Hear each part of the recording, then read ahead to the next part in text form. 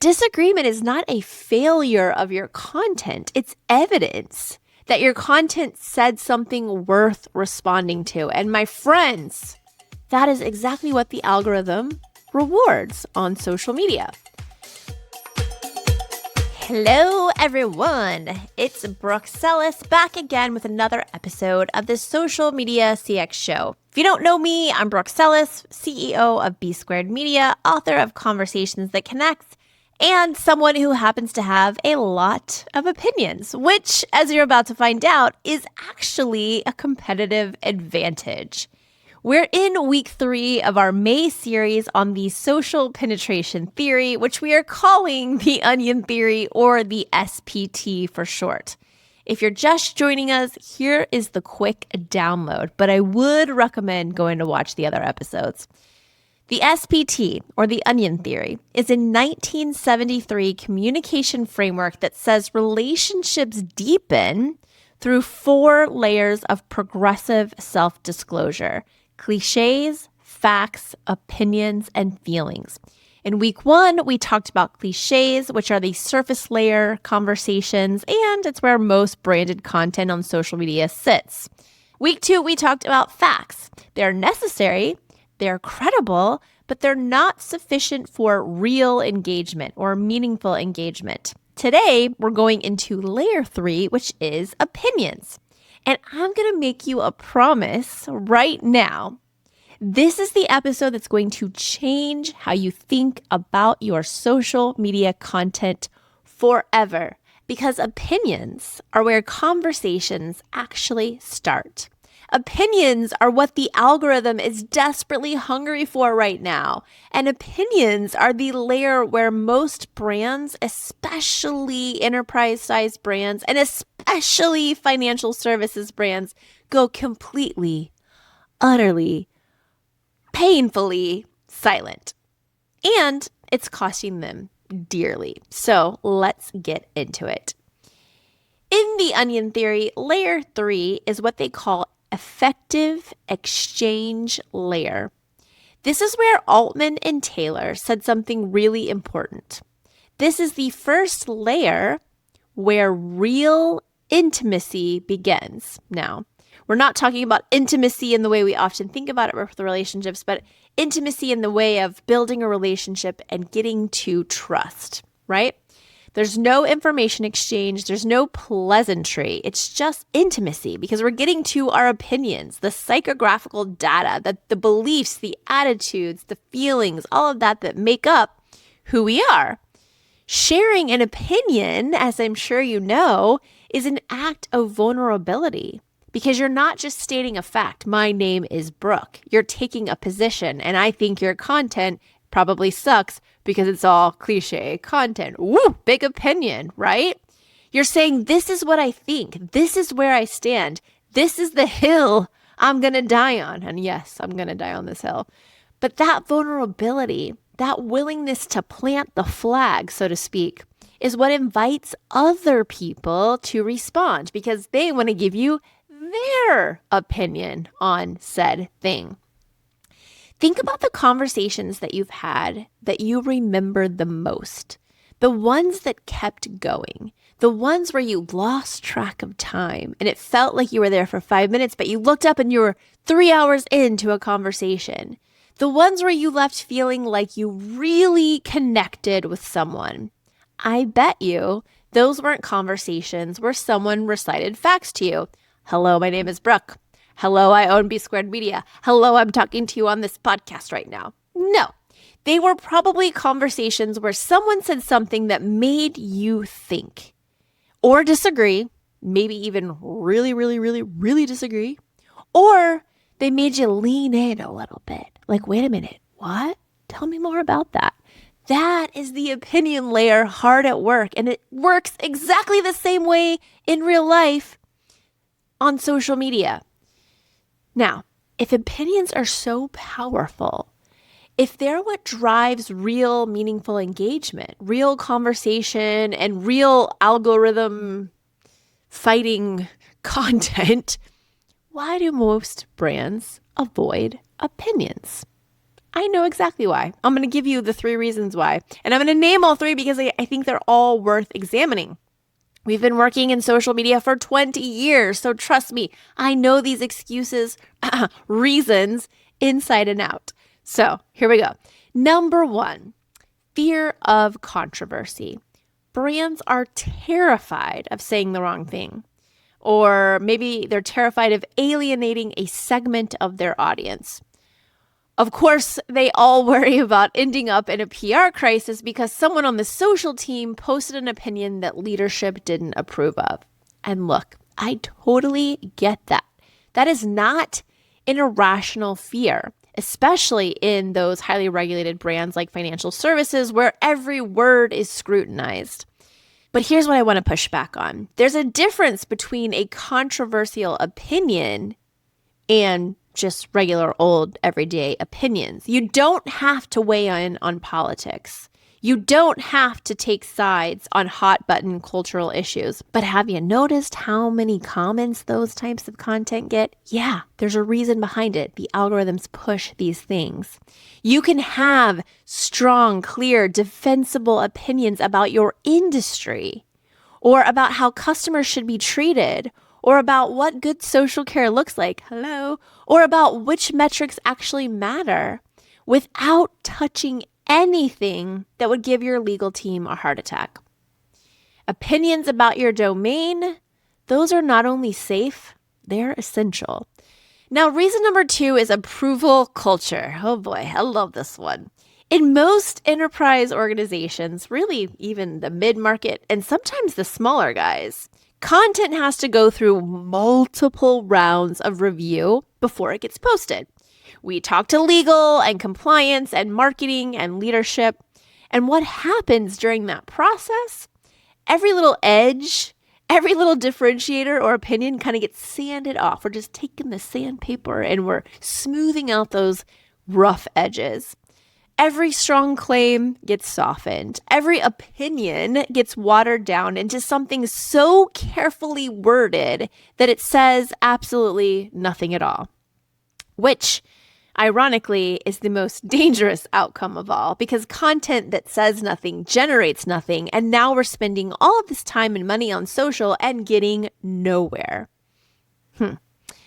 Reason number 3 is that a lot of brands seem to mistake agreement for engagement. A lot of brands think engagement means everyone clapping along, lots of likes, lots of great point. You're amazing. You're doing great, sweetie. Lots of people nodding in agreement. But that's not engagement. That's applause. Real engagement, the kind that drives reach through the algorithms, the kind that builds that community, the kind that moves people, includes disagreement. We are humans. I don't want to have you nod along and smile all the time. I want you to disagree with me. That's how we get to know each other. This is how we build trust and loyalty and relationships. Pushback is so important.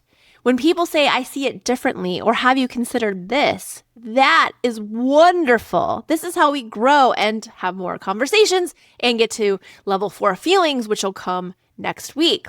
But disagreement is not a failure of your content. It's evidence that your content said something worth responding to. And my friends, that is exactly what the algorithm rewards on social media. Let me give you the data on this because I know some of you are looking for the receipts, which is, yes, me using facts to launch an opinion. Very meta, very intentional. LinkedIn engagement is up 33%, even as organic reach on LinkedIn, meaning, the reach on your content that you're posting, has collapsed by 71% since last year. Facebook engagement is up 11%. Instagram engagement for creators who pivoted to conversation through their content is up 150%. So the platforms are not being subtle about what they want. They are actively and aggressively rewarding content that generates conversation, comments, replies, debates, discussions. Why? Because it creates dwell time. And even though Americans spend around 8 hours a day on social media platforms, they want you spending all 24 hours in your day on there. So anything that creates dwell time, meaning more time on their platform, is going to be rewarded and lifted up inside of that algorithm.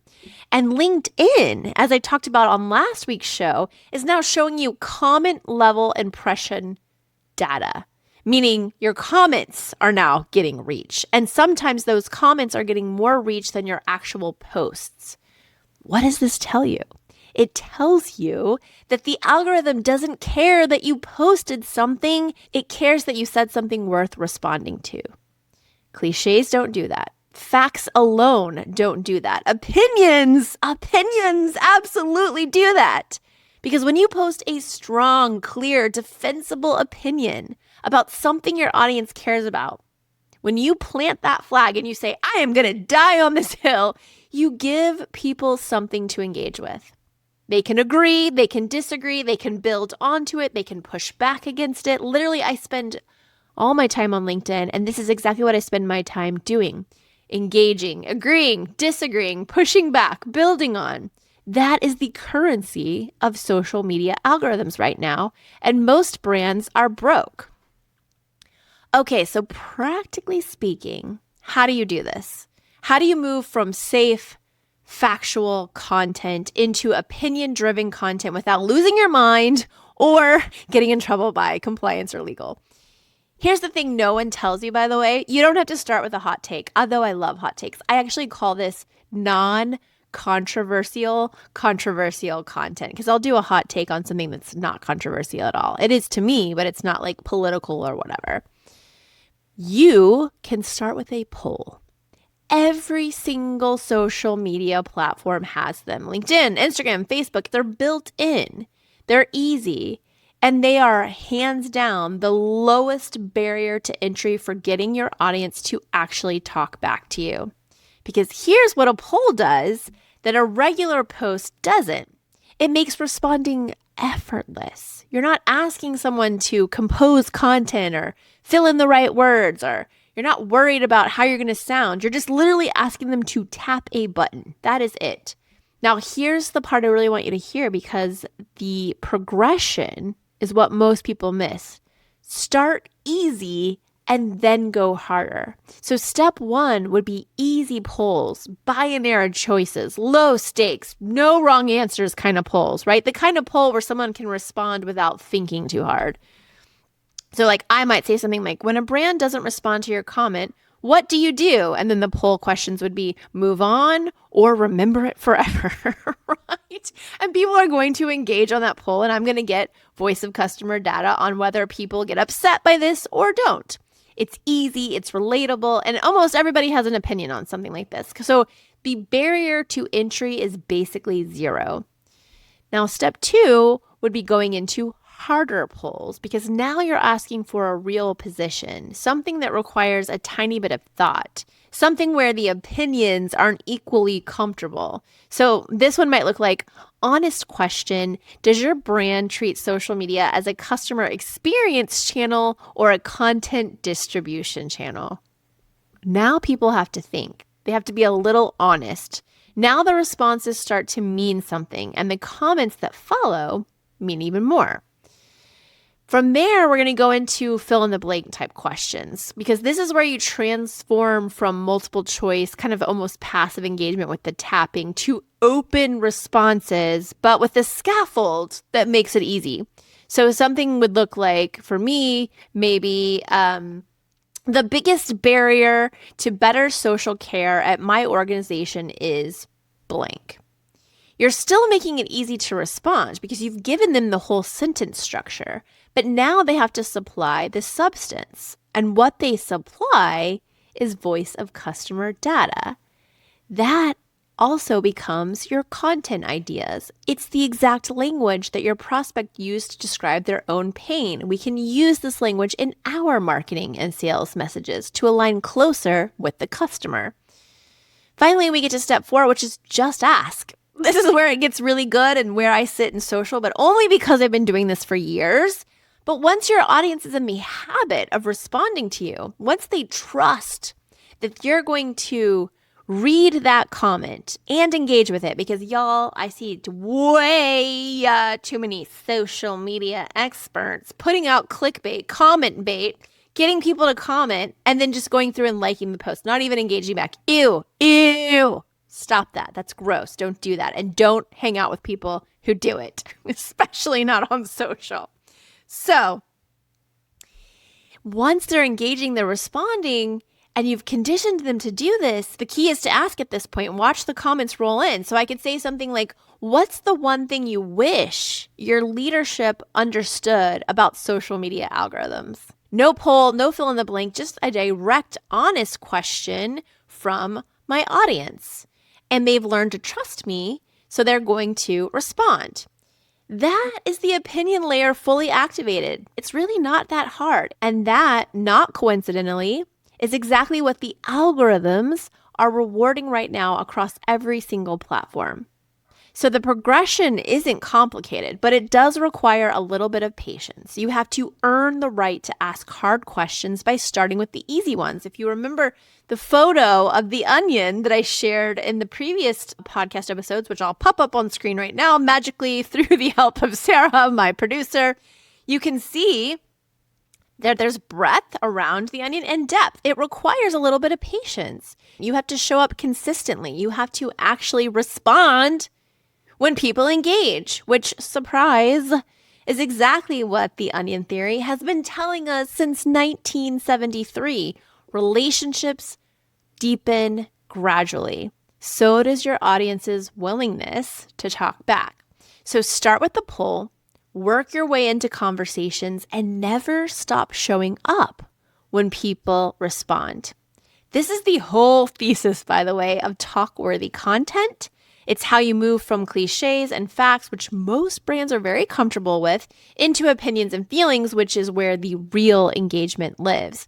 And I want to be really clear, this isn't about being controversial, again, for the sake of controversy. We're not doing that. It's not about manufacturing drama or chasing engagement at the expense of your brand. It's about having enough conviction in what you believe about your industry, your customers, your products, your services, your methodologies, whatever it is, to say it out loud, clearly, consistently, and in a way that invites real conversation.